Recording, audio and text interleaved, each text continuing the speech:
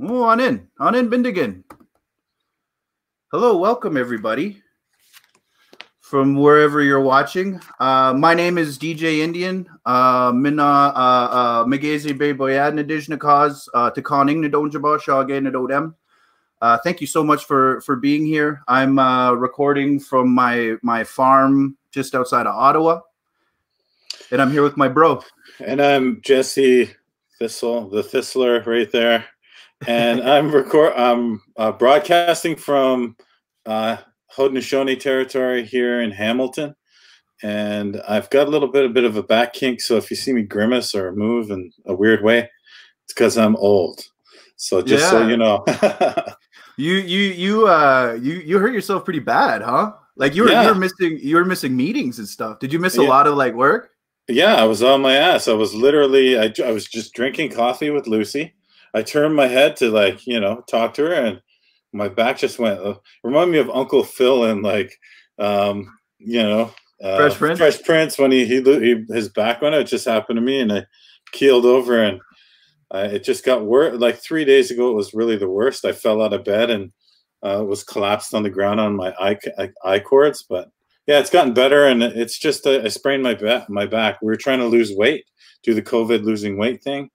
And we overtrained, and that's how I injured my back. So, yeah. One time I remember when Nano Kase, my youngest, when she was a baby, we were making her a bottle, and like just doing this, like mixing the bottle, I hurt my back. I don't know what it was or what was going on, but like, yeah, it was bad. So I understand how like the slightest little things could we're just old. Really mess you up, eh? We're just old. I know. I think that's what it's coming down to, huh? Yeah, it's getting there. So yo, like the steam for the show is really picking up, eh? That's good. I don't know we got a lot of big people coming up. We got Rena Owens from the hit series Siren, and a movie that I grew up watching and looking up to was Once Were Warriors. Yes, I'm showing that in my introduction to Indigenous class this week. They have an assignment on it, so great movie. Yeah, brilliant movie. We also have Stevie Salas, who I've met a few times in just being Indigenous in the music scene. But Stevie Salas, he's a TV, a film, and music producer. He actually produced a bunch of music on American Idol, if I remember correctly. It had to do with like one of the big finales. I remember being blown away that an Indian had to do with all that. But he's worked with some of like the biggest names. Like I know he was like voted one of the best like guitar players on Guitar Magazine. But he's worked with like Mick Jagger and Justin Timberlake and even Public Enemy. Wow. So yeah, super stoked on that. How lucky are we to get to talk to these people, eh? This is incredible. Super lucky. And I don't know if we're allowed to announce it yet, but I'm going to do it anyways. Yeah. On June 19th, we're going to be hosting the reunion of North of 60. And we're going to have Tina Keeper involved, and we're going to have a bunch of the cast, and we're going to discuss one of the most important shows of my household and upbringing. Like I said, like my sister remembers some of her memories are like, yo, did that happen to me, or is that an episode of North of 60? So it's going to be really big. Want to remind everybody that's tuning in that we have Kim Wheeler, our wonderful producer, and the everything of the show. She's backstage, and she's going to be reading comments and is going to be filtering questions and whatnot. So as you comment, feel free and posting links and whatnot. Kim's going to be taking care of that. So shout out to Kim Wheeler hanging out back there. And we're all depending on you, our audience, to help us get the word out there. So if you can please share anything, Homies Chatting, our Facebook, our Twitter, our Twitch, our Instagram, any of those, just to get the word out that Jesse and I are doing these things. And we're hanging out with some really cool people, having some interesting conversations. That'd be much appreciated. Yeah. Please follow any Homies Chatting stuff. Just go on Instagram too. Yeah, we're everywhere. Yeah, we're all over the place now. So I'm super excited to bring in the homie this week, where we have a brilliant writer. She the way she writes, it's almost I feel like it's like a lightning striking. like where she, like every point that she writes, like it's a big heavy part that will like split you into a million pieces, and then it's on to the next one. Like it's a really fast-paced book that kind of bounces all over the place. But Terese Mailhout wrote the book Heartberries, which was on pretty much like every single list in 2019, huh? NPR, like especially in the US. Yeah, I'd say for sure the biggest Indigenous writer last year was her, for sure. Yeah. In Canada and America, all over. Yeah. So Terese Mailhout is from Seabird Island Band in BC. Her work has appeared in Al Jazeera and the Los Angeles Times. She is the New York Times bestselling author of Heartberries, a memoir. This book was a finalist for the Governor General's Literary Award for English Language Nonfiction. Heartberries was also listed as an NPR Best Book of the Year. That's massive. A New York Public Library Best Book of the Year, a Chicago Public Library Best Book of the Year, and was one of Harper's Bazaar's Best Book of 2018. She is also a teacher and teaches creative writing at Purdue University in Indiana. Wow. Yeah. So I want to bring in this incredible woman, this Indigenous woman. Terese, on in, Bindigan. Hello. How are you? Welcome. Introduction. Yeah, I like that. Thank you. How are things? How's lockdown been? Where are you? Where are you broadcasting from? So I'm in Lafayette, Indiana, which is like, it's a college town. So everybody wants to get back to doing things and stuff like that, but it's not safe right now. So we've been in the house for like, I don't know, since, early March, late February. So it's crazy. It's crazy. I learned how to sew.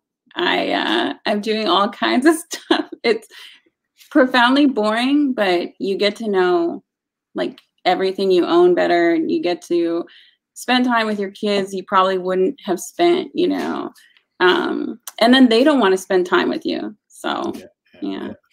Are you teaching from online right now? Is that how you can do this? I finished the last part of my semester online, and oh man, like I knew I'd be doing my students a favor if I called it in and wasn't like looking for them to perform at how they normally would. So I gave everybody A's. I was just like, there you go.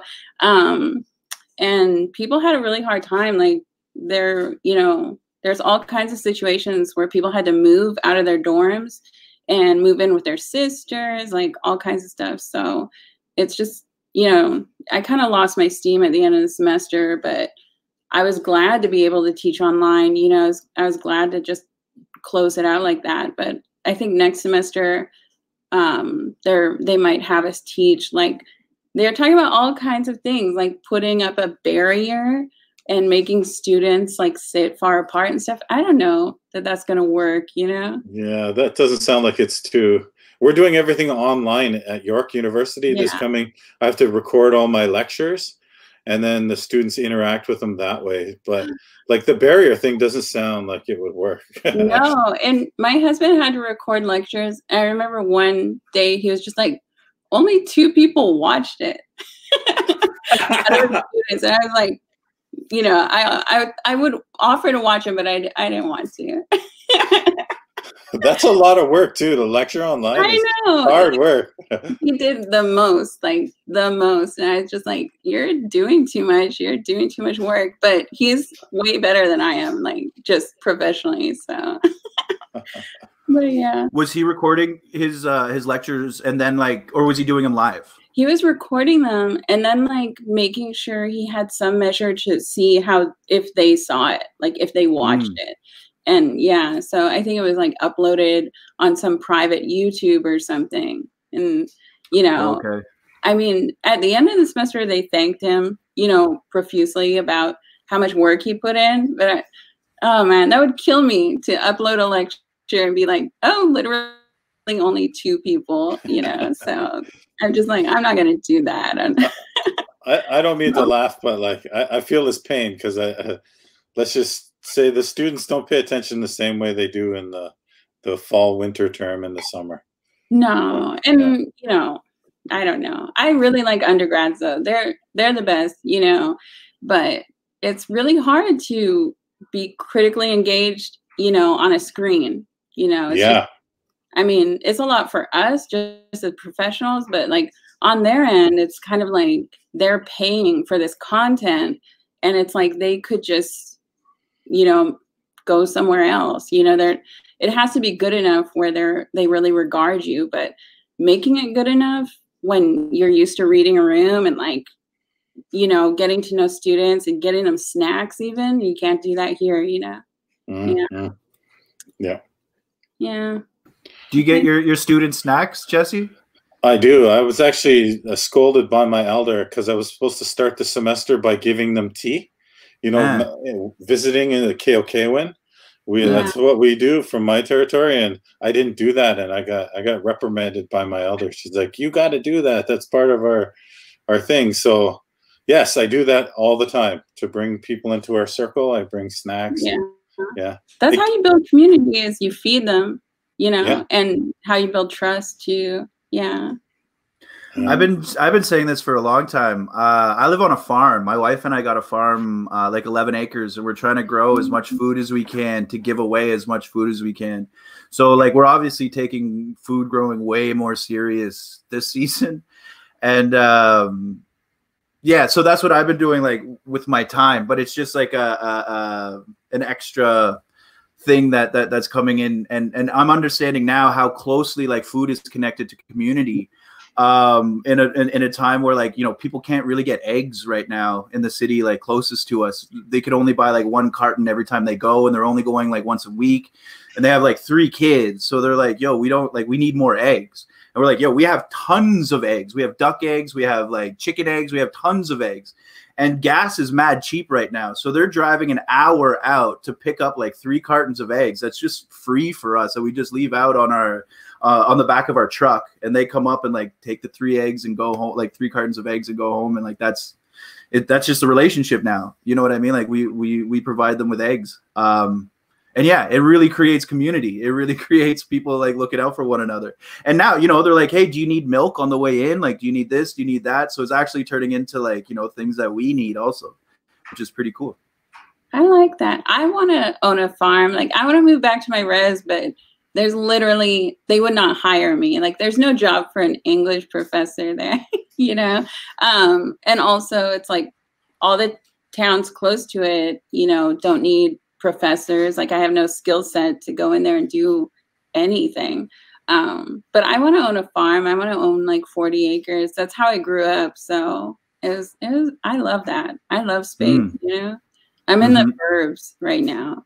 And it's like, it's not too bad, but it's different, you know? Yeah. I grew up in the burbs, and it's this weird land. It's like this in-between land, you know? It's not quite cool enough to be urban, not outside of the city to be access to farms. And yeah, I don't like it too much personally. Some of it feels dangerous too, because, you know, it's like they complain about our dogs, but they don't complain about other people's dogs, you know? It's true. And my brother and my son are here, and they're both like browner than me, you know? They look more like Indigenous, you know, or different to the perceived eye. So like, you know, I feel like it was my brother being outside smoking that made them complain about the dogs. You know what I mean? And they're just like, oh, those people, you know? And it's like, I don't know. And literally the dogs were barking at 1 o'clock in the afternoon, and they were like, we're going to call animal control. And I'm like, dogs are supposed to bark, you know? And I don't raise them how like dogs used to be where I'm from. Because where I'm from, like, you know, we don't treat dogs like buddies. Like, we treat them like dogs. I mean, we're doing really good considering. So. Yeah, for real. Yeah, res dogs are different. Yeah, they're like free roam. You're like, hey, I saw their my own dog cruise. Today. Yeah. And even that's different now. The culture is different. You know, like complaining about dogs, taking pictures of the dogs on the res, and like blasting on Facebook. Like that, we didn't have Facebook back then. We were just like, that's David's dog, you know, stay away from it. Like, you need a stick, you know, not to romanticize any of that, but like, it's just a different time, you know. That's a real thing. Like, my mom is still scared of, like, we have a big Newfoundlander who's just the sweetest, nicest dog, but she's like off put still because of a dog that she grew up around. It was a dog named Monster, and and her cousin, who she used to go call on all the time, like, she used to have to go throw rocks so that Monster wouldn't like come and attack her. And that's where like her fear of like big dogs come from, was from this res dog named Monster. Yeah, my mom used to be like, dogs have parasites, they can't come in the house, like totally. But my generation, like, you know, the dogs are in the house, and I'm just like, oh my God, this is not right. But I've allowed it because my husband he's really white, so like, he's just like, dogs are people and they're all over you on the couch, and I'm just like freaking out inside. But outside, I'm like, this is what I wanted, like a normal life where dogs are like your friends. So yeah, it's crazy. That's really funny. Yeah. Are you finding it hard to write right now? Like being creative during COVID? I think the first 2 months, you know, I was like, I felt depressed because I didn't think I would ever have the juice to write again. And then I started reading through audiobook. I can't like do the physical act of reading right now. And then I just determined that I'm going to sit down, I'm going to start, and I'm going to work on nonfiction, because I feel like at the present time, it's really good to record these things. And I have 40 pages, and I need to get to 45 45 clean pages to give it to my agent and to try to sell it. So like, I'm like so close, you know. But I don't know, I have to revise it, and that's the hardest part. Yeah. I can write, I just, you know, I force myself. Yeah. Is there anything, can you talk a little bit about what it's about, or no, is it too? Yeah, it's so, you know, I have like all these very close friendships, and I had a very close friendship with my friend Candace Rose Ellis, and she got cancer a year ago, and she passed away on April 16th, you know, and I was supposed to go see her on March 16th. So like, you know, and it was so quick. She was 35 years old, you know, and I feel like it was a long process of like, people didn't believe her at first, and she, you know, she was the only one who really believed there was a problem at first, and I feel like it was a long process. And I'm writing about grief, but there's a lot of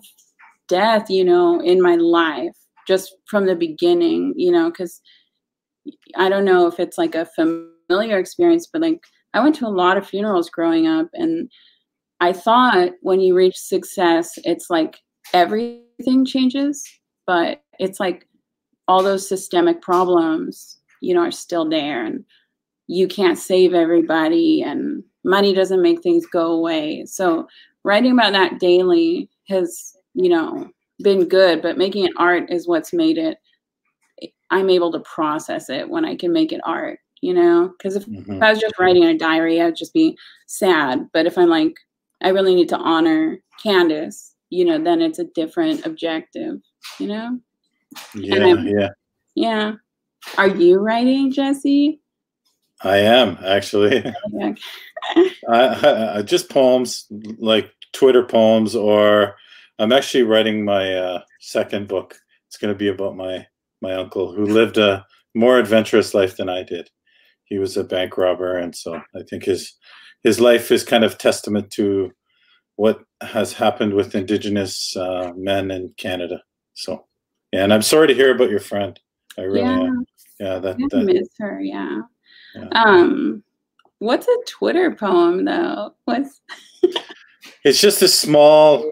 It's like a brain fart. Like whenever I have I'm inspired, I'm usually in the car driving, Lucy's got some tune on, and I'll sit down and just hammer something out and then fire it into Twitter and use that as kind of my log. And she's been saving all these poems up. So I like they're not very good though. They're not very good. Well, that's Are you kidding me? It's like for Twitter, it's like immediate content, you know, Yeah. and I like that because then it's just shot off and there's no like, you know, I'm going to save this, I'm going to process it. I feel like a lot of writers are like, they are given this advice to just hold on to things and make it perfect, you know, but sometimes if the medium is immediate, you can just shoot it off and get feedback right away. You know? Yeah. There's something like that in the music industry too, where there's, you know, there's something magic about like the one take and like being like, yo, like do that. Like if you get it in that one take and then there's that energy sometimes that's never replicated.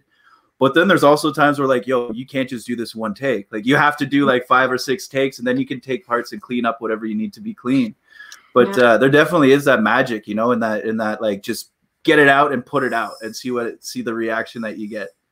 I saw an interview with you where you were talking about, or like the person you were with was talking about run and gun, you know, as a process, you know, and like me, it was like, I think it was, you were sitting next to the person saying that. It was like an interview about the process of creating an album and that some of the like records were run and gun. But listening to it, you wouldn't know that. You know what I mean? You think it was like, But it's it's a long, elaborate process to develop skill sets. But when you can do something in one take, I mean, you've earned that immediacy, you know, because you have the skills, right? Yeah. Do you ever just write and just do run and gun writing? Do you ever just like, and then walk away and it's like, that's it. You don't have to edit it, right? And you slow walk away.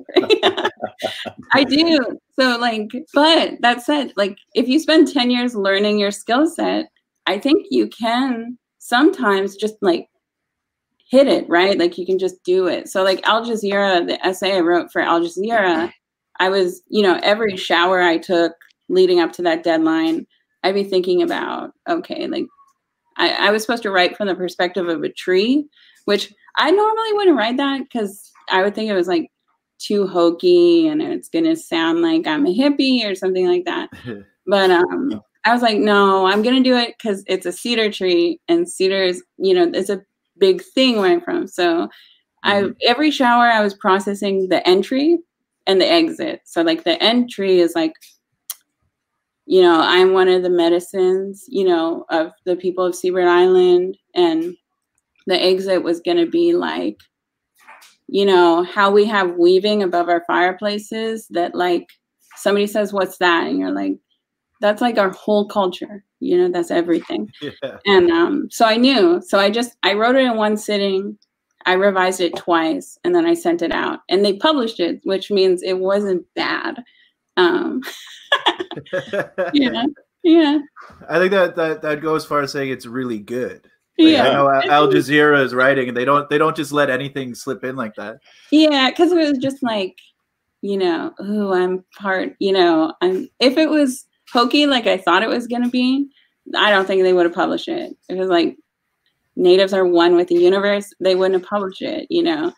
But sometimes you're trying to stay away from that, but the for real things people say in our communities are like, no, we are one with the universe. We are though, yeah. Like I can't write that. So it's hard, right? It's hard communicating to a non-Indigenous audience, like the nuances of how we understood our connections to things.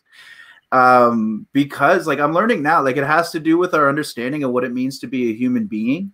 And like Indigenous people, being a human being is outside of the concept of dominance and control, right? We're not dominant of anything. We're actually at the mercy of everything. And the fact that it gives to us in this beautiful, benevolent way is what keeps us alive, right? And having to like explain, you know, the Dominion of Canada, which is based on dominance and control, that this isn't the way things are supposed to be.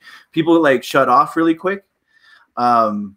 Yeah, but I found like being able to bring up at least like racism in a context outside of like an argument. Non-Indigenous people were a little more open to discussing these sort of nuances of mainstream racism. So like in A Tribe Called Red, we would play things behind us all the time, and a lot of like pop culture references, Back to the Future 3, these sort of things. And, you know, people would be dancing to house music and watching this video, and all of a sudden, like, it would dawn on them that this scene from Back to the Future 3 is actually extremely racist. And they, you know, they were able to like come to this conclusion by themselves, but it took being immersed in A Tribe Called Red's music and have A Tribe Called Red like force it down their throats when they're in a decent mood for them to like grasp it, you know? That sounds exhausting. It worked though. Yeah, it sounds like curating like a whole experience, like instead of just, I know that bluntness can work, but like it you really especially should know that bluntness can work. It really You're writing. Yeah, because like you do have to have some rhetorical appeal, even though it's not necessary. Like it shouldn't be humanly necessary to try to appeal to their better sensibilities to get them to listen to something. But, you know, unfortunately, we're not in a time where people take you at your word or like can question themselves. Like it's really hard to question yourself. But I don't know. I feel like if I was white, I'd be doing that actively instead of like being pulled into it. You know what I mean? Mm-hmm. Absolutely. Yeah. Mm-hmm. In your book, you have a lot of really interesting like intersections that I feel are very like separate, although they're all a part of you. Like you have like one part that's very Indigenous that I can relate to, and the experience of being Indigenous, but you have the experience like the experience of being a woman also, and like the experience that women have, and also being a woman and Indigenous is different than like white women would experience, right? And then the mother factor is like a whole other experience, and being a daughter within like your mother and your grandmother. The way you separate those three, but how they all kind of come together in your own experience is just such a beautiful way of and a way of like showing this womanness that I didn't really understand. You know, like being Indigenous, I understood a lot of what you're talking about with the colonialism and whatnot. But you know, the experience of using your body the way you do, the way that your body is seen as by other people outside. Like I've never heard those, and I've never heard those intimate thoughts of Indigenous women, and it was just such a wide opening experience. And I don't know where I'm going with this. I just want to thank you for such a beautiful book, I think is what I'm going with that. But maybe it has to do with the curating and having to curate all of these things that like, you know, drawing those connections so that people can start listening to the different intersections in your life. Yeah. Well, like, you know, with Tribe Called Red, like when you're doing that to appeal or to teach somebody, like I was writing it to like my husband, who at the time was, you know, he was in this transition between like a manhood that didn't require a lot from him into becoming a father and a husband, you know. So like me writing to him, like, you know, you can't just call me crazy and have, you know, spend the rest of your life imagining that I'm the like abnormal one. You know what I mean? So really most of that where I'm trying to explain what it's like to live on my side, like that's to appeal to him, to get him to see me as not just somebody who cries and is emotional, but as somebody who has like actual thoughts worth listening to. And emotionality is not bad. You know, writing that down was really important because a lot of people think it is. Like if you leave work and you're emotional, you think you have to check yourself, but really it's like, no, just sit with those things because it's not bad, you know? Yeah. Can I ask a little bit about your writing process? Was this something that you wrote in one shot, or did you work with an editor to develop the story? Yeah, so I had written a thesis. I was a graduate student at Institute of American Indian Arts, and I was writing a thesis that was fiction. So I was trying to write a short story compilation and order it in a trajectory of a novel. And then I realized like that novel was like BS. It was about a woman who goes into academia and, you know, finds out that, you know, everything is not how she thought. So like, and mental health was creeping in, and there's all these shadows of her childhood, but nothing was explicitly said. So when I graduated, I was in the process of reverting all of those short stories into nonfiction. So I would take a piece of dialogue where, you know, Casey said something, but I had a different character saying that thing, or feelings like where I was expounding on intellectual like things.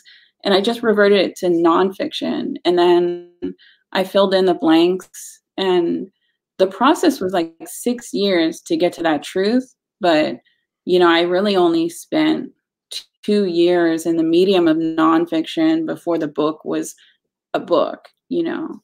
So I didn't have the benefit of like, I'm glad I didn't though, of editors who were like, we need this to be more how it should be expected. Like, because from a craft standpoint, it's kind of like experimental and a little weirder than normal books. You can't just walk into the book and be like, this is going to be 265 pages long. It's only 100 pages long, you know, and there's just all kinds of things that I knew if a big publisher got their hands on it, they would want to change that. And I felt like I knew myself as an artist at that point where I was just going to let it sit. And I also committed to not making any money because I was like, nobody's going to buy this, you know, but I like it. So that's all that matters. And it turned out good in that sense, you know? Yeah, I'd say really good. Yeah. But I wish I had an editor who pulled a little, you know, just a little. But you can't look back. It's forever now. It's already published, you know? Yeah. You already tweeted it out, right? Yeah, I can't. Yeah. There's a comment here from a Betty Peters that says there's a University of Fraser Valley posted a job for Indigenous studies teacher, which is right near your community, huh? Yeah, the thing is, I actually saw that. I'm always looking at ways to escape Indiana. Even though I need this job, like this job is so perfect. Purdue, I love you, you know.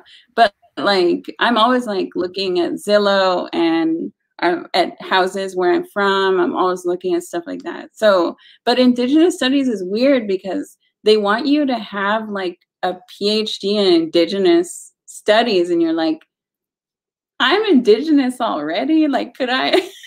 Yeah. bypass that? Because I'm sure a lot of people with PhDs in Indigenous studies are not Indigenous. Like, or they're like, if they have a degree in history, you know, and they're more qualified to teach on Indigenous life, like sometimes they're not really teaching about Indigenous life. Does that make sense?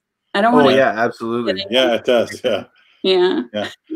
Well, I'm surprised that your book doesn't count as some sort of like dissertation credit or something. Because you're finished, right? You're a professor now. You don't need the right. Well, it probably could. I think I saw the job posting. You know, I think I saw it, but when I see that thing that says Indigenous studies, I think I'm gonna have to compartmentalize and develop content to teach what's Indigenous about something instead of just being Indigenous and talking. Well, yeah. Like bringing up, like you have to break down what I understand. Like if I were to teach like Indigenous studies, I'd have to teach what it means to be a human being. Yeah. Like down to that difference, because it's that different, colonial ideology and Indigenous ideology. And what's that? I think one of the jobs near that area is like a knowledge keeper or something like that. And it's just like, I feel like, you know, what you're talking about, like if you were asked to teach a class or, you know, about Indigenous knowledge, I feel like I would feel incompetent because I don't know anything about Indigenous theory. I just feel like I live theory. You know what I mean? I don't know. Yeah, I know Yeah, exactly. I know exactly Yeah. what you mean. yeah. Like Yeah. you must have like 5 PhDs because you've been so indigenous all this time, right? Oh yeah. Yeah. Yeah, it's like again, in A Tribe Called Red, we'd go and we'd play in Europe and stuff, and we'd play sets that were a little different. And sometimes we'd play music that was ours that we made that didn't have powwow in it. And they would be like, "Oh, well, you need to play like more native stuff." And it was like, "Well, it is native because we made it." Like, that's it. That's the only thing that made it native, and it is now native music, you know, because we made it. It doesn't have to have powwow samples or anything in that for it to be native music. It just has to be created by native people, right? The other thing is, it's weird because if you say, like, if I said that, you know, I feel like there would be all these academics or like people trying to like think critically about, is there a distinction between native art and art, you know, like produced by natives, like, you know, and like they always seem to, I feel like if I just wrote, you know, something that had nothing to do with my identity or didn't try to even capture it on the page, I feel like it might even be my own people who say it's no longer indigenous, you know? And I'm like, I don't want to have said that. Yeah. That's so brilliant. Like I can't like, thank you for saying that. I struggle with this all the time. Whenever I write, people are like, put on more beads, put on more fur. Let's see some more canoes in this, you know? They're not wrong about you. Like everybody looks better. Yeah, I guess, but I'd like to write about stuff other than like, you know, that. Like look at White TK or whatever, YTK. I can't say his name. YTT. Yeah, he does YTT. that. Yeah, sorry, go on. Yeah, look at Thor. Like Thor is like, you know, it's for the mainstream, but it's laden with Maori teachings. Yeah. And unless you're a Maori person, you can't see all the different nuances in that story. Yeah. But he wrote it in such a way that it has mass appeal. I think it's just brilliant. It's kind of talking to what you're talking about. No, I love the ending of that because you realize through like watching as an Indigenous person that like home isn't necessarily the land you're on because we have, you know, been removed and, you know, displaced.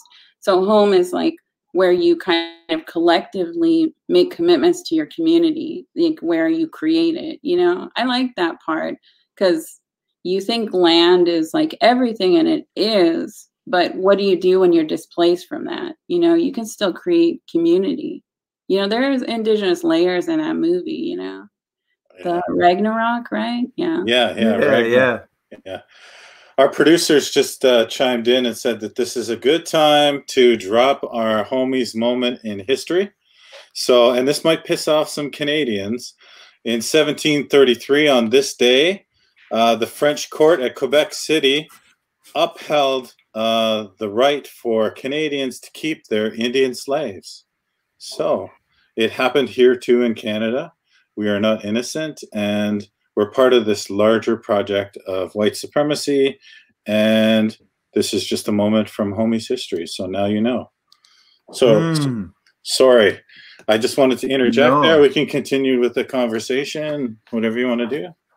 It's good to hear sorry, because in America, I can't even say it. Sorry, it's something else. Not sorry. Hey, we got another homie that just dropped in. I'm gonna bring her in to see if what she has to say. Tanya Talaga. Hello. Hey. Hello. Anin Bindigan. Anishna, how are you? I'm well. Just got finished making dinner for the children. Smoke detector only went off twice this time. Hold on. I'm here.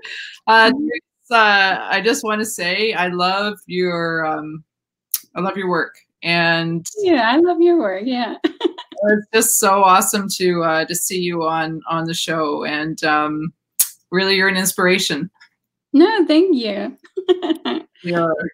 It's nice to see you. It's also nice to see everybody in their homes because I'm really like, I'm a voyeur. I like seeing everything in people's houses. So it's nice. This isn't my house. This is a green screen. Yeah.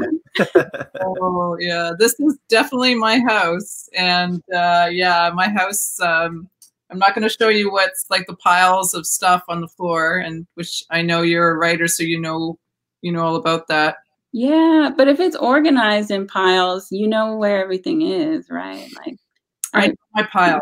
I know my own piles. I know where everything is, but if you touch my piles, it's not right. Don't it's touch not okay. piles. Yeah. Not okay. Not okay, yeah. I'm sorry, I just totally busted in here in the middle of your conversation. But I do have to say one thing. I have been to Seabird, and I'm a big fan of your community. It's absolutely stunning. Yeah, it's scenic. Like it is. We have like a tulip farm. It's like it's crazy beautiful there. It's really beautiful. Yeah. It truly is along all the Fraser River Valley. It's just stunning. It's just, when you step out of any building you're in on Seabird and you just look up and you see those incredible mountains. Yeah. And, you're so blessed to be where you are. I know. I wish I could go back. I really wish I could go back. It's funny because, they say like, get an education and then come back. But it's like, they should specify what kind of education they want us to get, They should say what kind. Yeah. Did you go to the band office? Where'd you go in Seabird? I was in the band office. I was visiting the schools that are there. And I was speaking to, oh my gosh, I want to say Margot Petit. And Maggie Pettis? Yes. Oh, yeah. She's been working at the band office my whole life. Yeah. Yeah. She's amazing. She's amazing. She is like one of those women that have been working for the community for so long. And she took me around and introduced me to a whole bunch of people because I was there researching actually my second book, All Our Relations. And I spent some time in the community learning about returning back to land, returning back to language, and how that is helping youth in the community. I think it is, it's one of those things like, I wish I had when I was a youth, like we had lots of community center environments, but we weren't really thinking about cultural revival, or anything like that, Yeah. Yeah, there's a lot of it going on there now, which is really nice to see. Yeah, so beautiful place. And I had some of the best fry bread there ever. Fry bread. They gave me a bag when I was leaving the community of like, I had about 10 pieces and I was by myself. There's something about it. It's like the right amount of greasy and like yeah, poppy, it's like it's got the right fluffiness, fluffy, poppy texture, So, yeah, I miss it. We also, it's like funny because we call it bannock, but we also have the traditional bannock, the oven baked bannock. So like, but when I moved to the States, I just, I had to change all my language, yeah. Do they call it scone down there? I heard some weird stuff like that. I don't know, because there's lots of terms. It depends on the nation, right? But generally, if you're doing memes and stuff, it's fry bread. So like that's the general consensus. And like there's all that discord about Navajo taco versus Indian taco. Like that's like just everywhere here. Like people have really firm opinions about it. Yeah. What's the difference? Yeah. The thing is, I don't think there's a difference, but the definition, because I think they really like as in like Danae, like they want to claim it, I think that's the discord. But I just see a lot of like people saying you have to call it a Navajo taco here. You know, when I go to Santa Fe or when I go to Albuquerque or something, like call it a Navajo taco. I'm like, sure. You know, even though it's true. I feel that it's different though. Like when I've eaten Indian tacos like in the South, up here it's more of a chili. Where down there it's more of like not a like it's the spices are different. There's like I would argue it's better in the States. Down south? Yeah. I would argue because it's like the chili kind of seems to me like church lady style. Like it's not going to be disruptive. It's not going to be like, ooh, spicy. And then they do all the taco stuff they do for like a El Paso, the company taco, you know, like the taco mix and stuff like that. But it's mostly chili, right? And then they those green chilies, right? Yeah, for here they do like real chili instead of like a taco mix or a. Oh, I get it. I see what you're saying. Yeah. I would argue. They're good. It's different spices, right? Like down south they have like chipotle and different beans, and they had like corn and all this stuff. Like it's really good. Yeah.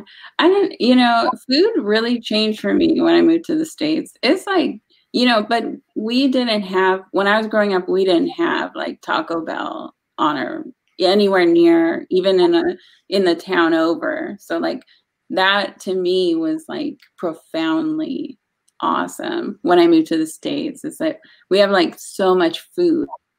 It's like it's just, but I feel like Canada's a lot different now. There's still, you know, there's still no Starbucks near my res, you know. I feel like that's going to be, that's racism.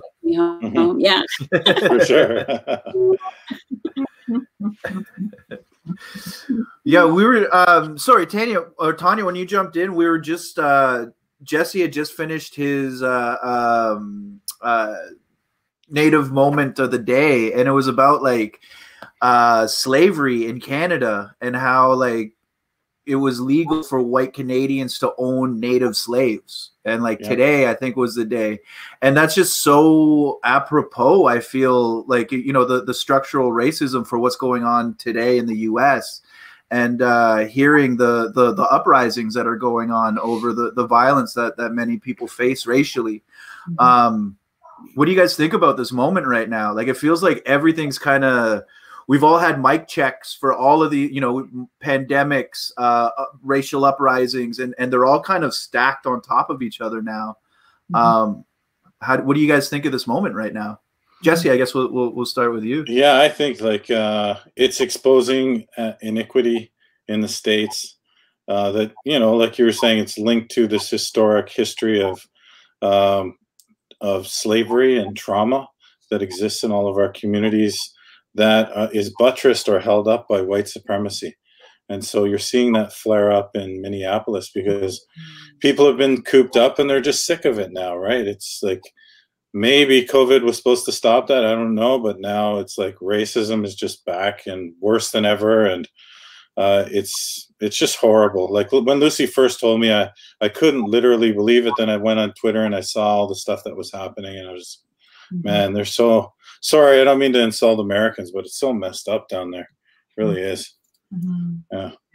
You know, I keep on thinking, I've been doing some research on Martin Luther King and a speech that he gave in 1967 at Stanford University. And the speech was on America and on the other America, and the two different Americas that there are. There's the America that's the land of milk and honey, the land of white privilege. And then there's the America for everyone else. There is the America for those that are in poverty, including poor whites. There is the America that is where the Black American lives. Lack of housing, lack of access to the job market, lack of, you know, these are the things that in 1964 was supposed to sort of stop, right, with the civil rights legislation that was passed in 64. But then in 1967, when he's at Stanford Dr. King was talking about how you can pass all the equity legislation you want in the world, and it really doesn't matter a hill of beans unless you actually have political will and buy-in by everyone doing it, by the governments of all levels, by people. You know, all the equity legislation in the world doesn't stop you sitting down, as he said, at a lunch counter next to a white man or a black man. That equity has to come from every single person, and that has to come from people changing as well. And it's amazing to me that we can see from 1964 and 1967, and we see it here now today, like nothing really has changed. And all those things that everyone has been fighting for on both sides of the border. I mean, you can, you know, easily see here our fight for equity when it comes to our children's, you know, safe housing and water and education. We're all still fighting for those things, right? And there might be, the government would argue, there is equity in legislation, but there's not equity in practice. Well, legislation is how white supremacy is created and upheld, right? Like that's how like people of African descent didn't enact or enforce slavery laws on themselves. Mm-hmm. We didn't enact or enforce the Indian Removal Act, Chinese head tax, Japanese internment camps. Like there's so many different legislations that were put into place to uphold white supremacy, to create white supremacy. Right, like white supremacy was legislated, and you can see how these laws are used and interpreted different ways for different races. Right, like North America, U.S. and Canada, both like as their own clubs. You know, but we'll just talk about the U.S. Like it's a club with founding fathers, and you can see who this club was made for. If you look at the founding fathers, any deviation you are away from that demographic of being rich, white, male, Christian, every step you take away from that, you're used as currency. Like you're not seen as a human being, right? So the someone who a rich white woman who's a Christian is one step away. A rich black woman Christian is another step, right? A poor black woman, a poor black trans Muslim woman, like every step you are away from this like rich white dude, the more or easily you're used to be cast aside, or you're not seen as equal. Right. Let's just say, right? It's all about power at the end of the day too, right? You know, it's all about power. You know, when you look at, you know, what's in our government and what's happening here too, it's about land and power, you know. And when you look at the founding of the United States of America, it was a country that was founded on violence. You know, it was founded on the Extermination Act. You know, you were just talking about, Ian, in the 1800s with Andrew Jackson. It was founded on slavery. You know, it was founded on violence. Yeah, well, it has to do with the commodification of everything, right? Comparing everything to currency is the downfall of the human species. So when settlers came here early, it was really easy to compare indigenous bodies and use indigenous bodies as currency for land, and also use black bodies for you know, free labor. It was like that was the currency. That was the exchange, was like black bodies and indigenous bodies. That's what propped up this nation of both Canada and the US, right? Was using indigenous and black bodies as currency to get what they have. Yeah. And you know, the indigenous ideologies, like we know the true value of everything, and it's not currency.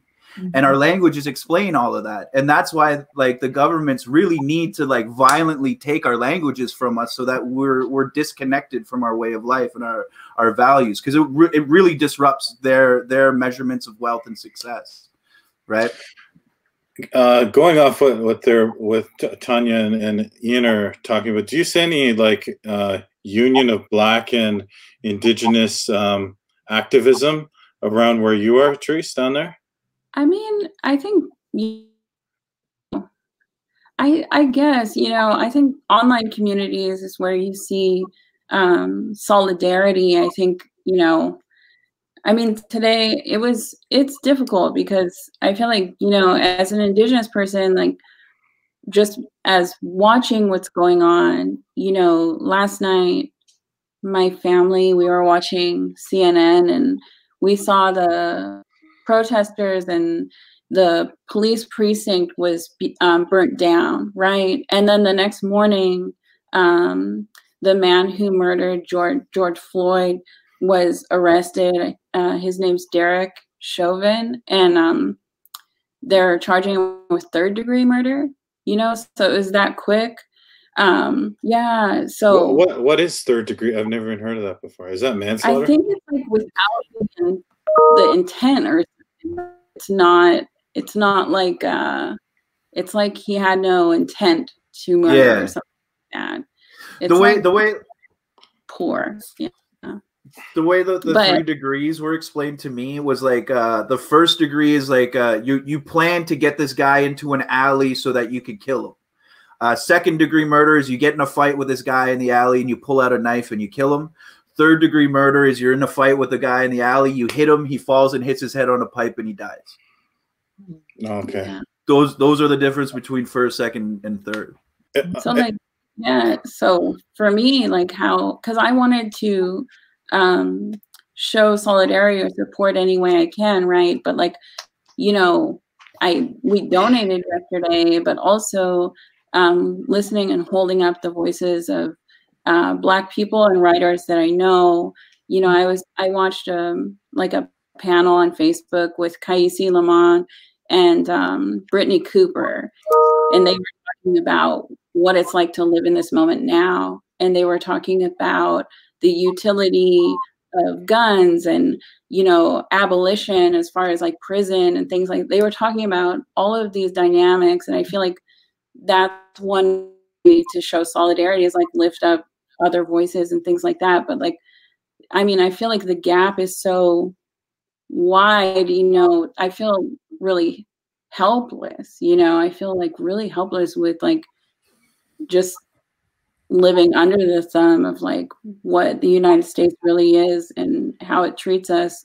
And I know that Derek Chauvin had murdered an Indigenous man before this. So I think, and there are some like intersections where we can think about how Indigenous people are like murdered by police, and how Indigenous people are murdered in general, and like consider that, like talk about whiteness itself and lift up other voices. But I mean, I'm not seeing a lot of solidarity. I'm seeing like a lot of people who are unsure of how to do this right, because like if we're just posturing, you know, that doesn't come off well online.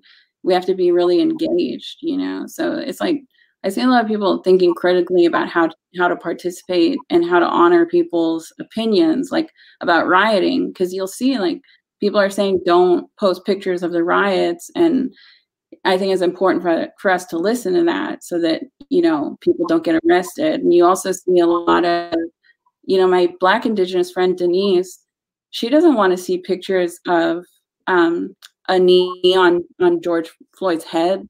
She wants people to stop sharing that, you know, and she wants people to be engaged critically, but to understand that, you know, it's kind of the same as, you know, like nobody wants to see pictures of people being murdered. And like, why are so many Indigenous people sharing those images and those videos without thinking about, you know, their like Black, Indigenous, and Black people in their communities, you know?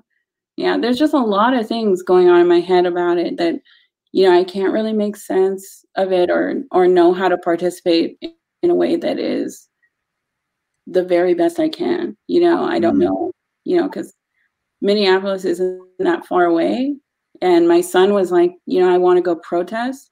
And I was like, you're 14, you know, like he can't do that, you know? Yeah, it's a lot. It's a lot right now. And it's also like, I have friends in Minneapolis who are, you know, trying to show solidarity best they can, but I think it is a good time for us to talk as Indigenous people how we can really critically engage with like what's going on and how we can really participate, you know, and not be complicit in any fashion. And that means like really engaging with our history, right? Like how we've been anti-Black in, historically, and really think about that, because I'm not even sure. I know maybe like I've heard some, things about my nation's history. And to my knowledge, we did not own slaves or people enslaved, right? But I think it's important for us to know that history individually and talk about it in ways that are meaningful, And I feel like I don't see a lot of that right now, Yeah. Maybe we should invite more people from outside our communities to our fish fries and those sort of things. I honestly think like food is the way in, and it's like, yo, come sit, we'll start talking, and then you start getting organized. Yeah, like, because I was asked on this podcast, like, oh, how do we write about people outside of our nation or whatever, like outside of our experience? And it's like, one of the best ways in understanding is like having friends beyond your scope, beyond your communities. And like, that's one of the best ways through story as well. Like, just watching that panel with Kaisi, it's like hearing all the stories about being arrested, hearing all the stories about having the police called to your house and being swatted. Like, those are like stories that stay with me. And I think story is one way to bridge a gap, not to sound sentimental or something about it, I don't know. I feel like, just watching the news last night and seeing everything burning is like, you feel like there's a sense of like,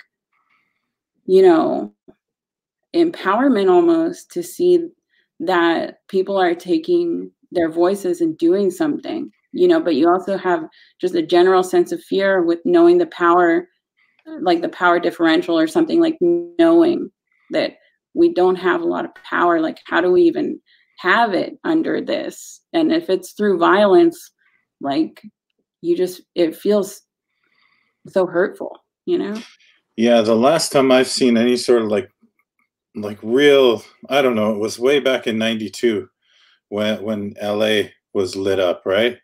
That was the last time I could see like this ferocity. I know when Baltimore rioted, I don't know, I just don't get the same feeling of foreboding that's happening in Minneapolis. And to see people reacting with violence that way, it's their only means of dialogue. They've tried everything else, I think. Yeah. There was also really interesting talks around like language and the words that you use to describe. Like I heard like a really good point is like, yo, these aren't riots. Stop using that word. These are uprisings. So like I start like I'm using this term uprising instead of, the Minneapolis uprising. And it, like right there, like that sounds like super empowering as opposed to, something that's naughty and illegal. And like, it's like, no, this is the uprising. And, they burnt down the 3rd precinct. Like they physically like burnt it down. A buddy of mine who streams on Twitch, shout out K Swiftly. K Swiftly was there, like live streaming on Twitch, like face to face with the police officers. She wasn't at the 3rd precinct, but she was like blocks from there.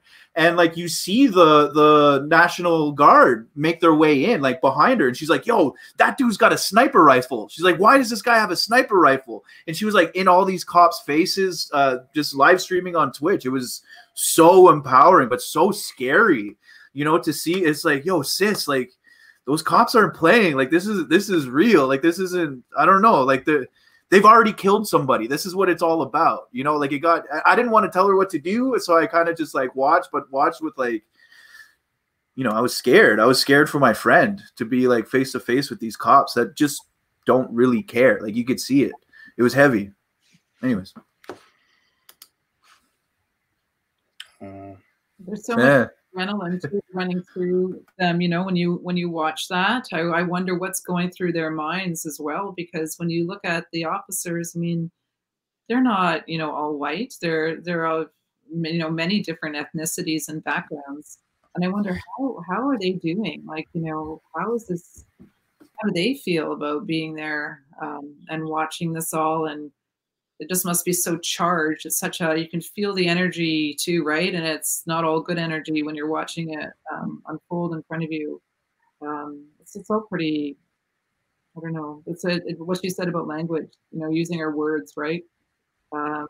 Uplifting others, Black authors right now, Black journalists, and just making sure that people are heard. Yeah. Peacefully.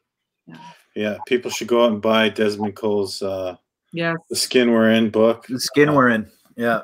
Yeah, he's amazing. He's an incredible guy. You know, he's just the stories that he tells too about being stalked here in Toronto and carded so many times. And that happens so often, you know.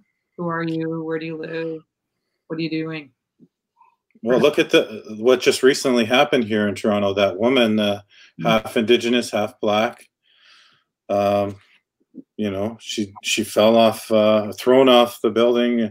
There's police presence there, and yeah, I hope they get to the bottom of that. And that's not the first time that's happened. Like in Toronto, like there's been a few people that mysteriously ended up at the bottom of a building. Yeah, that's a lot to get into. But yeah, just the police brutality and the idea that it's just so frustrating to see these COVID riots or whatever you want, demonstrations where they're, you know, armed with bazookas going to Subway ordering a sandwich, and you get the National Guard called in. Like, it's just such you could see the two different situations and how, like, these laws that we were just talking about, how they were created for very specific people in this country, and how they play out for people who aren't you know, of the same demographic as the founding fathers. Yeah, to speak to that, did you guys see the tweet by Trump that's saying when the looting starts, the shooting starts? Yeah, that's actually something that George Wallace said in 1963. He's like the most racist senator that was against civil rights. Could you talk a little bit about the reaction to that, Terese, down in the States? Or yeah, I mean, you know, because last night a journalist, like a Black journalist from CNN, was arrested. You know, like before Chauvin, like yeah. before Chauvin. Oh my God. So it's like, you know, and then Trump tweeted that. I think we were awake when he tweeted that last night. And like, I think what was really difficult was like, there was you know, I think the reaction of like him calling them thugs when like the people, you know, protesting to get their hair done and like, you know, do basic stuff, like the white people who protested that. It was really hard because I had to explain it to my son. You know, I had to explain that, like, you know, there were protesters who would go to like the mayor's house or would go to like prominent government buildings with like rifles in their hands, and if they're directly in the face of an officer, even if that officer is wearing riot gear, he doesn't like lunge forward to them or do anything, and then showing him on the screen on CNN what they were doing to the protesters, the way that they were like using force, and also the way they used tear gas and rubber bullets, like showing him the distinction last night was really important.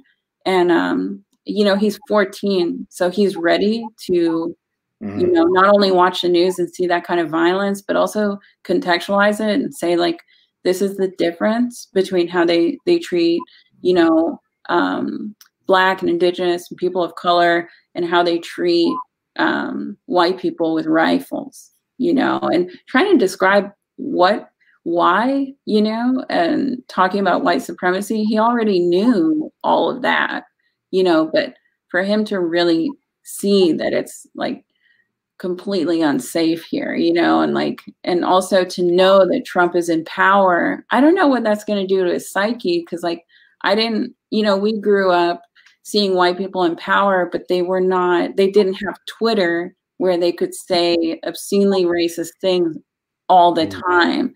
That said, they did say racist things, but it was minimal, and also a different medium where they didn't have to see like, this kind of stupidity and hate up close and in a very real way. It's very different, you know. It's a very different time for young people. And I'm really worried about his psyche, you know. I'm really worried about, especially at this time where so many of us are isolated, how we can process this, what's going on in the external, and that I think the sense of isolation almost makes it worse, that we have to process this like in our homes and kind of in this alone state where we don't have collectivity in, you know, our classrooms and beyond, you know? Yeah, it's hard. I think, you know, Trump's always saying, you can count on him to say the most racist thing and also later deny it, you know? And it's so weird. Yeah. It is really weird. It's so weird. I'm gonna ask the viewers if they have any questions, and while those are coming up, I'm gonna do the word of the day. And you know what? I'm gonna choose the word odaemon or odaemonon. I think is a better. Odaemonon is the plural for strawberry. It's strawberries. So like strawberries, odaemonon is strawberries. And ode means heart or the center of a being, and min means a seed or a berry even. So odaemin is like heart berry, and that is the name of Terese's wonderful book and memoir, Heartberries. I was so happy to see a little Anishinaabe in there. What's that? Sorry, that's Anishinaabe. Yeah, it's Anishinaabe one. Yeah, that's cool. Yeah. Oh, that's cool. I know I got that. The reason why it's titled that is my friend Denise Baldwin, her mother's a language teacher in Barrie, Ontario. And she told me the story of like Hardberry Boy, right? And then I manipulated a little so that I could publish it. And I needed it to be very different. That way historians couldn't like take the story from a book and say, oh, this is a native story, you know? So it's not exactly how Denise told it to me, but the essence is still the same. So, you know, to me, I'm really drawn to strawberries because my aunt Lee Miracle, she was always like, strawberries are women's medicine. And she would blend me a strawberry smoothie every day when I was like, I think I was like 15 to 16, you know, during the summer. And, you know, she just always told me about our medicines and how to use them, especially depending on what stage you were at in your life, you know? So, you know, to me, strawberries were like, as an image, I was definitely going to use it, you know? Yeah. The teaching I got is that the green leaves, if you make a tea with it from the plant, it cures like cramps when you're on your moon. Yeah. And that's like it's a woman's plant. Yeah, like strawberries as a whole, like, because I was looking them up, just like a diagram of a strawberry, like its composition, right? And like it does have a crown. Every strawberry has a crown, you know, that little thing on their head. And like there's just so many dynamics that if you really interrogate it, like this thing, and just our knowledge goes deeper and deeper into how like sacred, you know, this thing is, you know, not to use the word sacred, you know. No, so, but there's a lot. We only say one sacred a day, I think, as Native people, you know. But that odaemonon, extra on at the end for odaemon, that's the plural. That's the S to say like, you know, it's there's more than one. But there's two ways to do plural, and the way like the binary between that, because we don't have like gendered pronouns, right? There's no binary like that way in our language. The binary exists between animate and inanimate, which is like a super heavy, deep thing to think about. And it feels really arbitrary. As I'm learning language, like it feels really arbitrary, but I trust my ancestors so much that I know that it's so implicit and it's very intentional why something's animate and something's not animate or inanimate. But the way you can tell is that if it ends in a K or a G, that's animate plural. Okay, so like Nishnabeg or Nishnabek, That's like the people. That's the plural, as opposed to like Anishinaabe would be like one person. But O'Day Min is one strawberry. O'Day Minon is strawberries, which means it's inanimate. But a raspberry, Mishko is red. Mishko Min is red berry or red seed. And it's Mishko Minuk is the plural for raspberry. So raspberries animate, strawberries inanimate, and I have no idea why or how.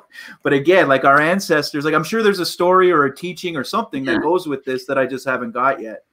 But you know, you get this little piece of information, you're like, okay, why though? And it does like make you want to dig more and figure out like what's going on with that. No, that reminds me, my brother, he's an artist, so like, oh, and I have a Heartberry cup. It's it's Sarah House, right?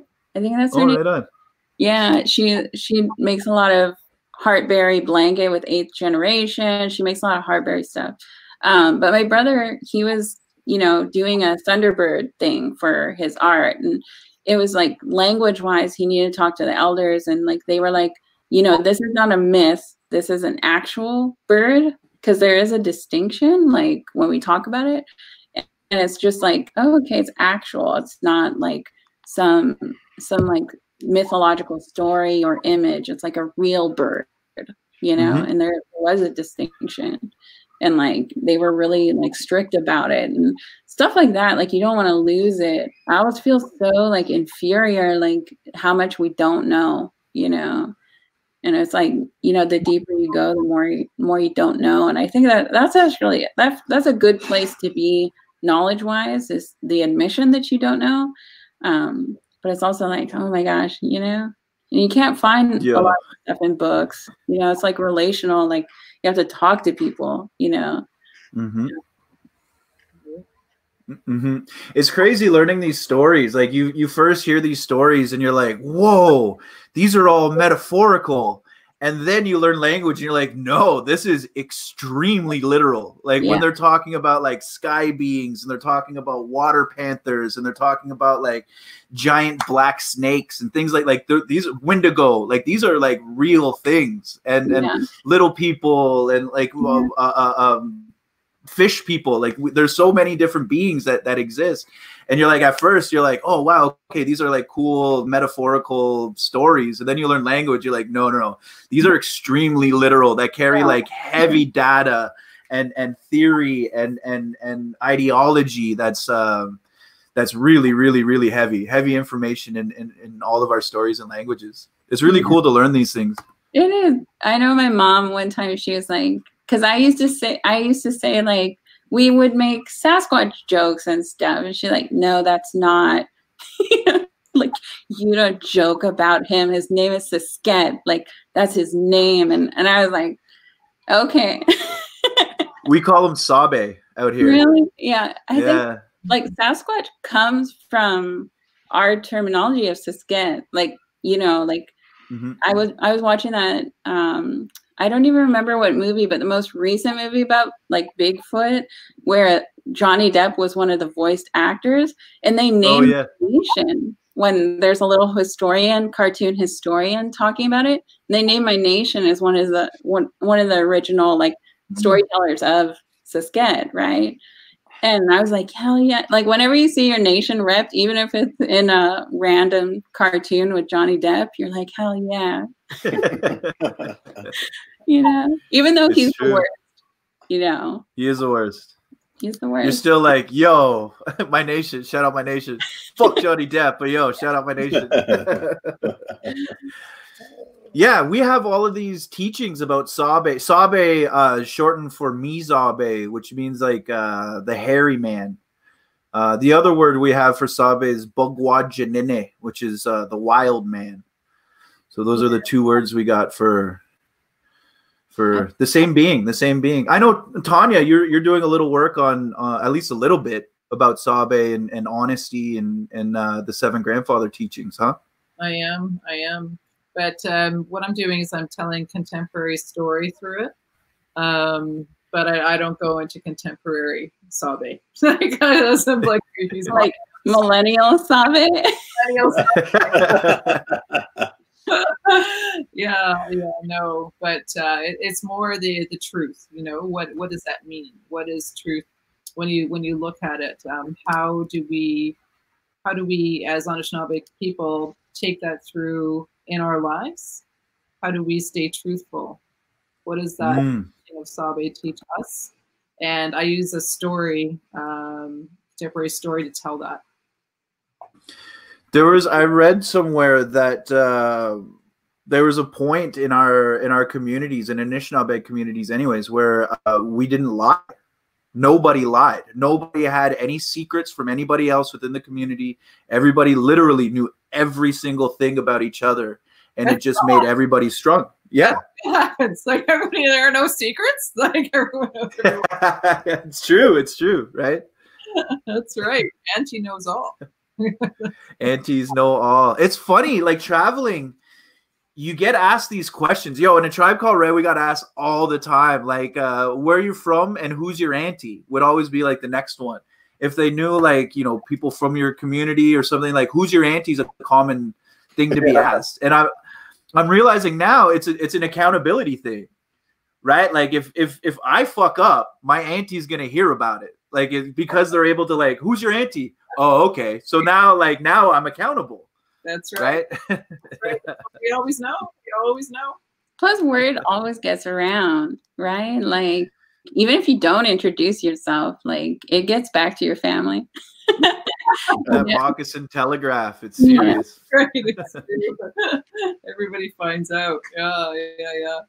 No, I think that truthfulness as a teaching, I think specifically to what's going on in Minneapolis, like for us as Indigenous people, I think that might be the best methodology, is to be truthful, you know, in our witnessing of this account, but also unpacking it for each other, like reaching out to other Indigenous people who might be posting something that's not okay or not honoring, you know, what's going on right now, and being truthful in those like actions. You know, I think that's made some sense for me just now, because I've been really at a loss to how to participate in a meaningful way. But as long as the base is truthful, I feel like I can go back into this, what's going on in our world. You know, their teaching is humility too, right? Mm-hmm. And I'm not good at that teaching. Neither am I. No, but we can look at what's going on, and you know, when we think about what you just said, I think just Terese is just beautiful, right? Just use truth, and you know, reaching out to others that we see and say, well, actually, this is, you know, stop doing that. You should be more truthful. That's not the truth. But also searching our own truths. Mm-hmm. And our own feelings of humility too, when we see what's happening. You know, like, how does that affect us? Where have we been as communities and as people? And we can absolutely empathize with our brothers and sisters. There's a humility there, right? How do we do that within our communities without policing each other? You know, how do we do that without in turn turning into the censor? You know, I think changing the idea of calling out, like dropping calling out culture. I feel calling out culture had its time and place, which was very important. But I feel now it's time to call people in. And there's ways of dealing with this stuff internally. Like, yo, if a Native person fucks up, I'm going to call in my Native person and we're going to talk about it. This is what we need white people to do. You know what I mean? Like, yo, those white cops, their white brothers would be able to call them in and talk to them and take care of them and you know, talk some sense into them. Mm-hmm. And I feel like that's what we need to do. We need to, again, like, live the way of our teachings as being leaders. And it has nothing to do with telling people what to do. It has to do with living in a way that you want other people to follow. Mm-hmm. Right? Like, you're living in such a nice, good way that people will want to do what you're doing. Okay. So if we're a part of a community now where instead we're shaming people publicly, mm-hmm. but we're calling people in to be like, yo, because I feel like calling people in or out or whatever, like pointing out like shitty behavior is the same as, like, you know, telling somebody that they got something in their teeth. Like, I'm literally trying to make it less embarrassing for you because this is fucked. Right? So come here, bro. You got something in your teeth. Let me just show you how this is fucked up. Let me show you the real history. Let me show you how, like, what what you're saying and why it's harmful. And if they want to walk around with lettuce in their teeth after that, there's not much you can do about that, right? But if you tell them that yo, your face is fucked up, do something about it. You know what I mean? Like if it's that degree, then I think that's generous and kind and living our teachings. But like, what if that thing in that person's mouth was literally harming Indigenous women? Then you would have to say, take that out of your mouth, you know, and I'm going to club you. That's our tradition. You know what I mean? Like, so like, it depends. I think there's degrees of like interaction where it depends on the severity of the problem, right? So like, if it's my cousin and he's sharing this video that's like really explicit and violent and hurts other people, like Black people in my world and also Indigenous people in my world, I'm going to talk to him as kindly and generously as I can.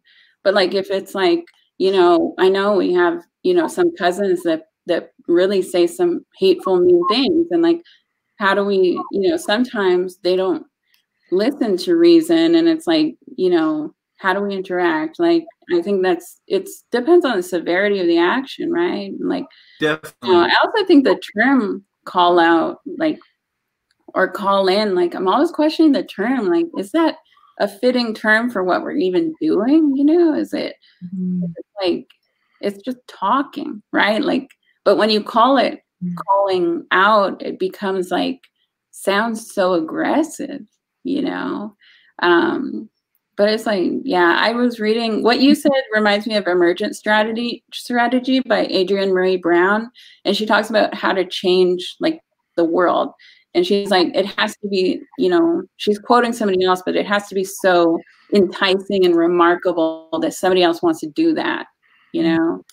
So what you were saying is like true. I think we have to make, you know, this new, like a good, better way of living so enticing that people get on board, you know, but how do you do that, you know?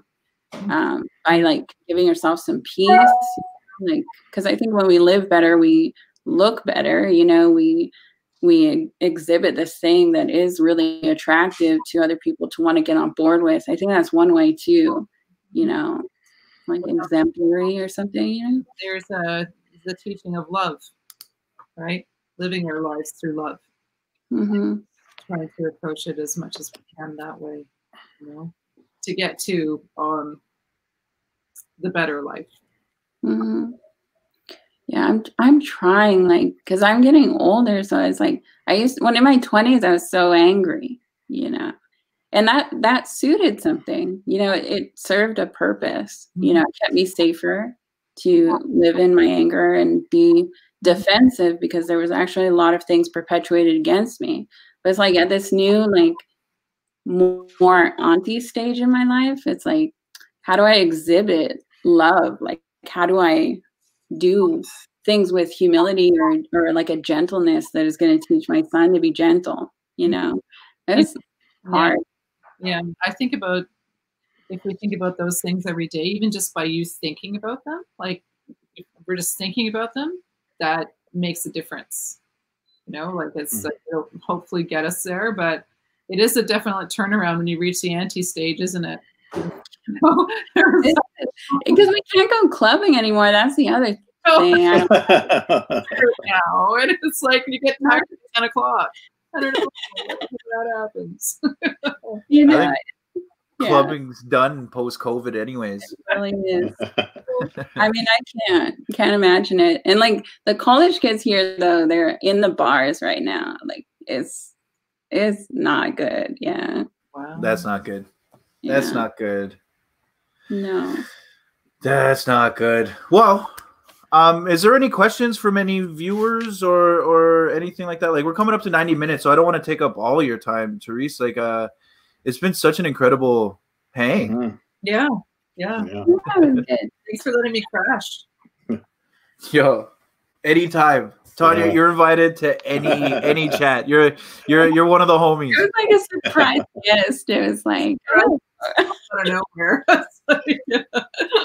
Pretty cool though, eh, Terese? To have like Tanya Talaga just show up. Yeah, if there's any questions, you know, I wrote the book, and I wanted to say, since, you know, there's probably going to be mostly Indigenous audience, it's like, you can write your own stories, you know, you can work relentlessly and like achieve these things that you want. And like, it doesn't need to be like underneath a man. It doesn't need to be, it's okay to do it alone. Like, you know, I think it's really important to empower people to know that they can do this, you know? Yeah. Mm-hmm. It's true, you know, and empower our women, really, you know, it's important with your story, all of our stories, just to tell our women that they can do it. Mm-hmm. Yeah. Because there's nothing better than when you, because I used to think I had to, because on my resume was like, you have kids, then you get married, then you like work a job like receptionist or something like that. But like, nobody ever asked me, like, do you want to be an artist? You know, do you want a life where like, you know, you can do critical work of like just thinking, you know? And I think we should be telling our young people that, like, you know, you can be an artist, you can pursue art in your life, you know, it's not just about being like, you know, being on chief and council either. Yeah. Well said. Well said. Hey, we have a question here from Brian Bearhart. Teresa, what's your hot or not list for 2020? And you can say my book. Don't be afraid, you know. It's funny because that's my friend. So he's a poet. His name's B. William Bearhart. Okay. And he's, you know, hot. Let's see, hot right now. Oh man, that's so hard. I would say hot would be like, what's on Netflix right now that I'm watching? I feel like I just, you know, I've been watching a lot of Netflix, and I feel like hot is watching anything that is not COVID related or pandemic related. Like literally anything that is escapist. So Gossip Girl is hot right now, you know? Dorota forever, you know, and it's also hot has been for me like listening to a lot of music while I'm writing. So like Marvin Gaye's Here My Dear is hot right now for me, because that album, Marvin Gaye had to make it because his wife divorced him and was like, I want an album and I want the money from that album. So he made the whole album for her. Wow. And that's hot right now. Because it depresses me and I get in the mood to write. So what's hot for you guys right now?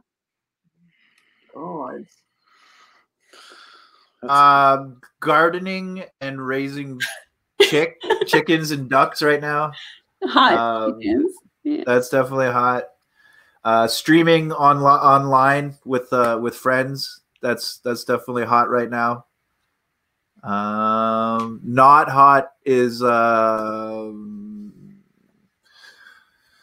legislated white supremacy and COVID-19.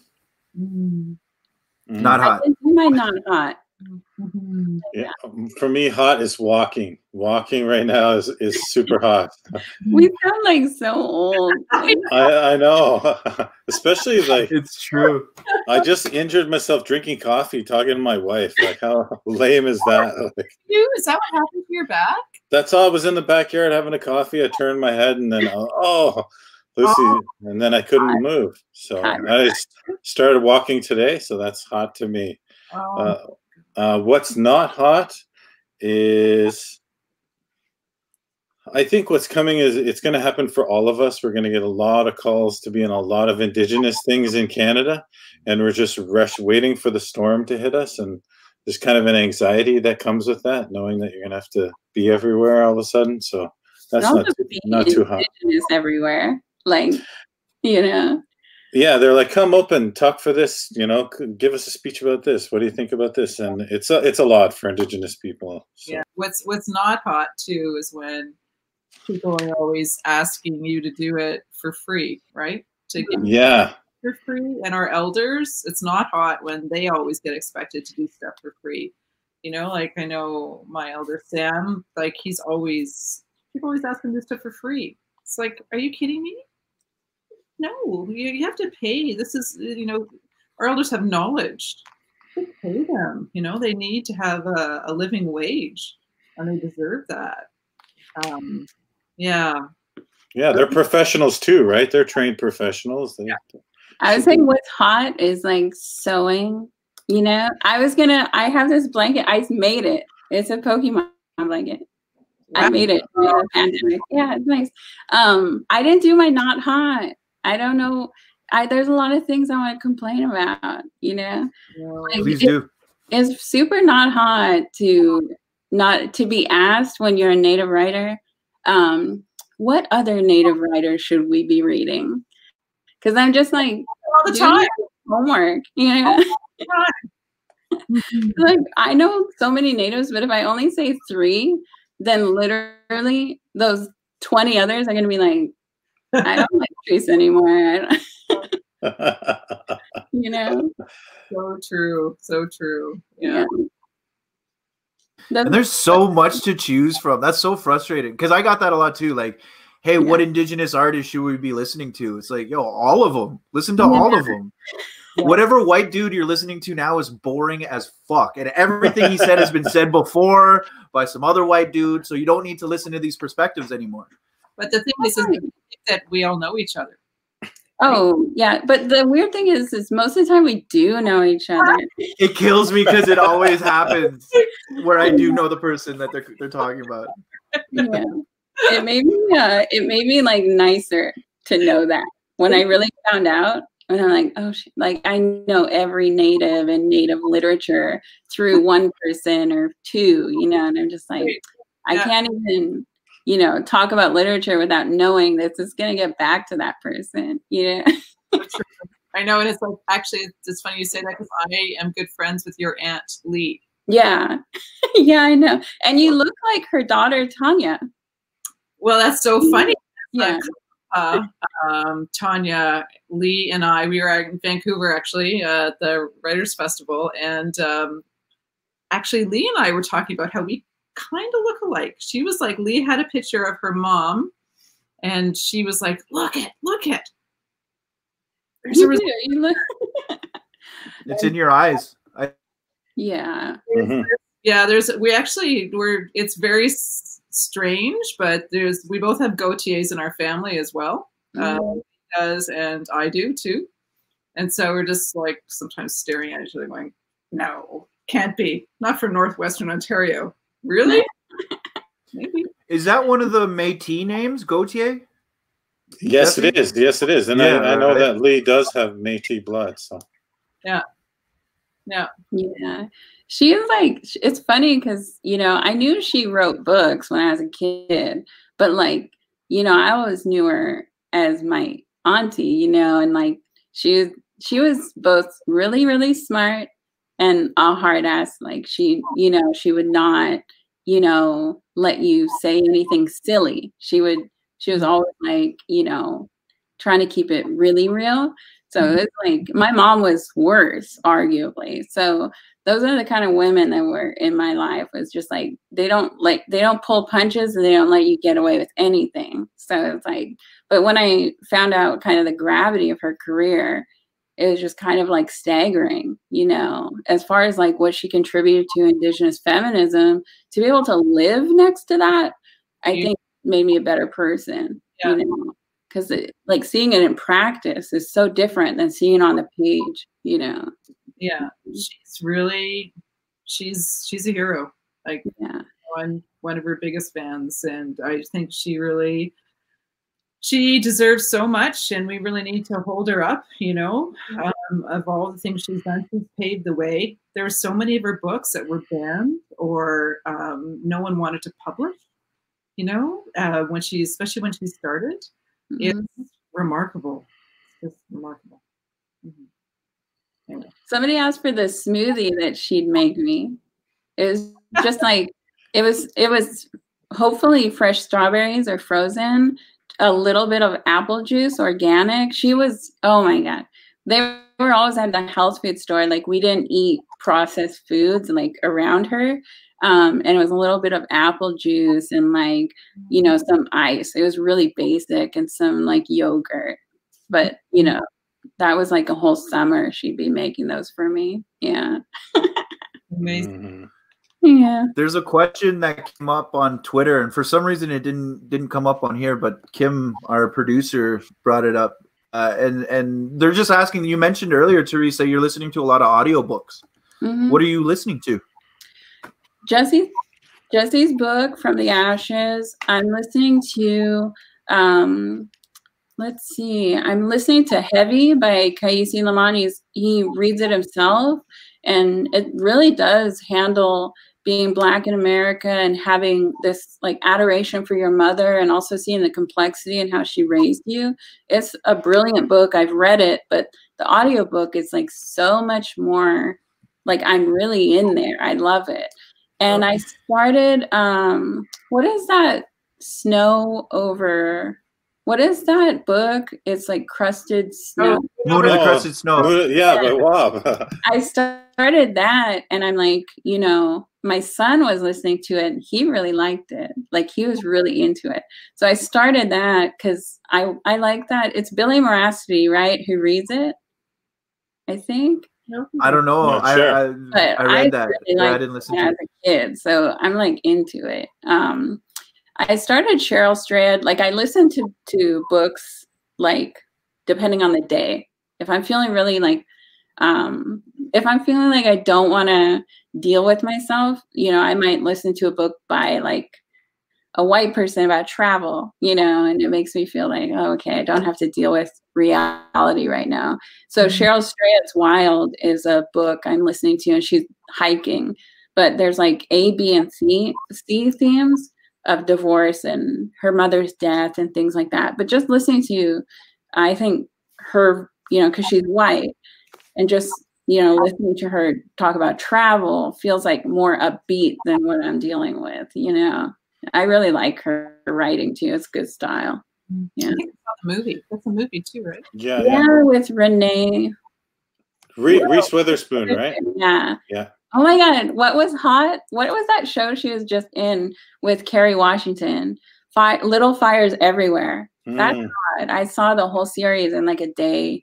I also saw Zoe Kravitz's show, High Fidelity. I watched that. It was good. It's really good. Good music on it too. Yeah, I started that too. But just to touch on, like, you're listening to Jesse's book, right? And I listened to it too. I got into listening to books when I started language classes, because it's a 4-hour drive each way to my reserve, and that's where like I have such a distinct dialect that's the only way I was able to hear it.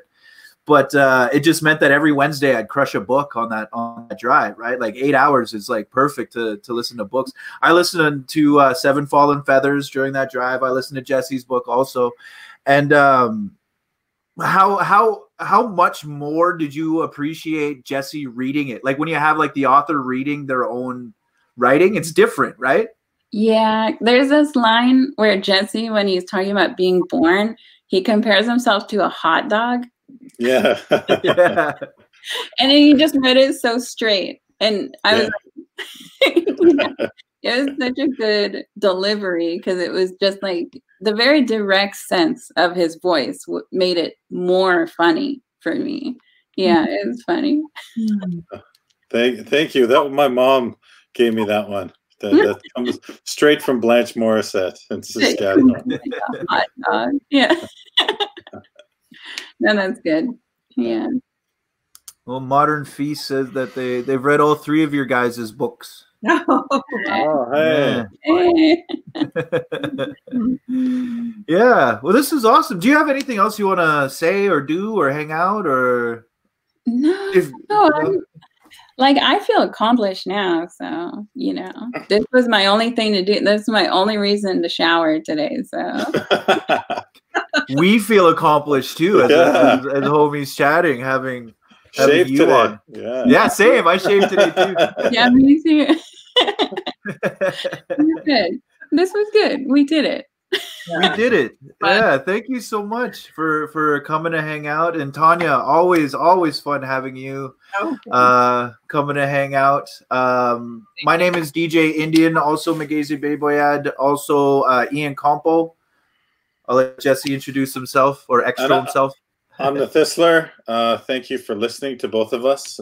Yeah, it's been wonderful. Thank you all for being here and speaking with us. Yeah. Hi. Big thanks to Kim Wheeler and our partner Makwa Creative and all the rest of the people back taking care of homies chatting. Terese, sorry, you had something you want to say? No, I was just saying bye. Okay, bye everybody. Thank you so much. Bye. Thank you. Jess always leaves.